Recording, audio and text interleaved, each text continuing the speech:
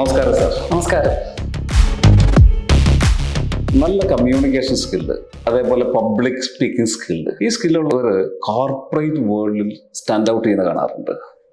ഇപ്പം ഇന്നത്തെ ഈ കോമ്പറ്റേറ്റീവ് മാർക്കറ്റിൽ ഈ public speaking skills, communication skill, അതിൻ്റെ ഒരു ഇമ്പോർട്ടൻസ് എന്തുമാത്രം ഉണ്ടെന്നൊന്ന് അറിയാൻ താല്പര്യമുണ്ട്.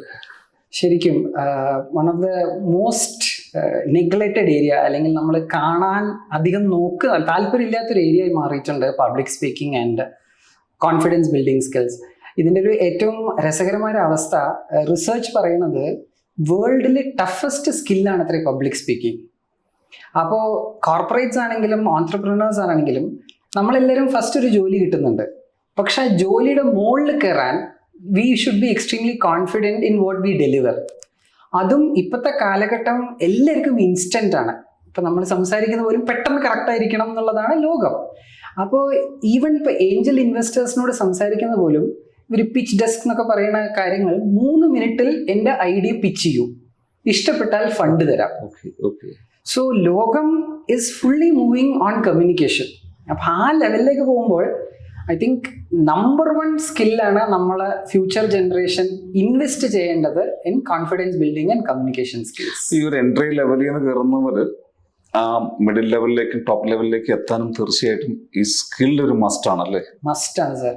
അതായത് എൻട്രി ലെവൽ, ഇപ്പൊ നമ്മളിപ്പോ പൊതുവെ പറയുന്നത് qualification is a passport, but passport വിസയായി മാറണമെങ്കിൽ we need communication to travel across. അപ്പോൾ അത് വളരെ ഇമ്പോർട്ടൻ്റ് ആയിട്ടുണ്ട്. അത് ലാംഗ്വേജ് എന്ന് പറയുന്നതിനെക്കാട്ടിലും വാട്ട് ഐ ഡെലിവർ. അപ്പോൾ നമ്മളെല്ലാവരും പ്രോസസ്സിംഗ് ടൈം ചിലപ്പോൾ എടുക്കാറുണ്ട്, റൈറ്റ് മെസ്സേജ് കൺവേ ചെയ്യാൻ. അതെ. അപ്പൊ നമ്മളിപ്പോ ഇതിനൊരു വാക്ക് ഉപയോഗിക്കുന്നത് എന്താ വെച്ചാൽ ഇമ്പാക്ട് കമ്മ്യൂണിക്കേഷൻ എന്നൊരു വാക്ക് പറയുന്നുണ്ട്. പറഞ്ഞ കാര്യം കൃത്യമായിട്ട് എങ്ങനെ ഏൽപ്പിക്കാൻ പറ്റുന്നു, അതാണ് ലോകം ഇസ് വെയിറ്റിംഗ് ഫോർ. ഇപ്പൊ ടെഡെക്സ് ടോക്സിലൊക്കെ പറയണ, അതിന്റെ സ്ക്രീനിങ് ഇന്റർവ്യൂ പറയണത് 1 മിനിറ്റിന്റെ വീഡിയോ റെക്കോർഡ് ചെയ്ത് അയക്കണം. 1 മിനിറ്റിൽ നമ്മുടെ കാര്യങ്ങൾ പറഞ്ഞ് മനസ്സിലാക്കാൻ പറ്റിയാൽ ടെഡെക്സ് വെന്യൂ കിട്ടും. ഓക്കെ.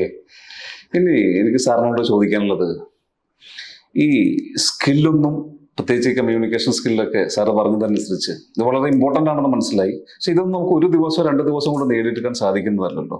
നിരന്തരമായ പ്രാക്ടീസിലൂടെ, അഭ്യാസത്തിലൂടെ തന്നെ നേടിയെടുക്കേണ്ടതാണ്. അപ്പോൾ നമ്മുടെ സ്കൂളുകളിലും കോളേജുകളിലും ഈ കരിക്കുലത്തിൻ്റെ പാർട്ടായിട്ട് തന്നെ ഇതിന് കൂടുതൽ ഇമ്പോർട്ടൻസ് കിട്ടേണ്ടതല്ലേ? കാരണം നാളെ ഒരു പ്രൊഫഷണൽ കോഴ്സോ അല്ലെങ്കിൽ ഒരു പോസ്റ്റ് ഗ്രാജുവേഷനോ കഴിഞ്ഞ് ഒരു സ്റ്റുഡൻറ്റിൻ്റെ പൊസിഷനിൽ നിന്ന് ഒരു എംപ്ലോയിയുടെ പൊസിഷനിലേക്ക് അവർ മൂവ് ചെയ്യുമ്പോൾ, ഒരു ഇൻ്റർവ്യൂ ഫേസ് ചെയ്യുമ്പോൾ ഈ സ്കില്ലിനൊക്കെ വളരെ ഇമ്പോർട്ടൻസ് ഉണ്ട്.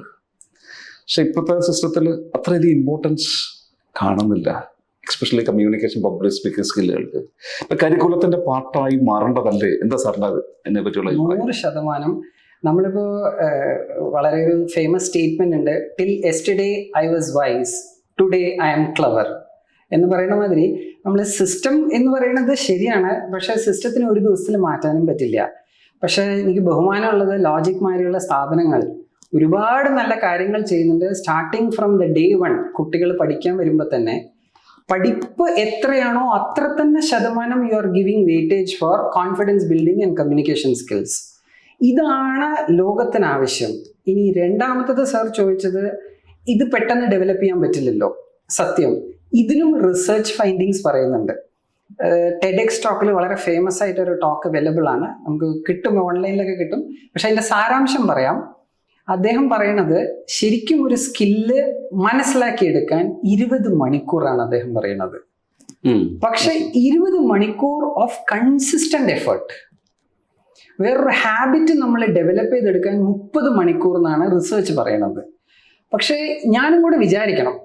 അപ്പൊ അതിലാണ് എനിക്ക് ലോജിക്കുമായുള്ള സ്ഥാപനത്തിനോട് ബഹുമാനം.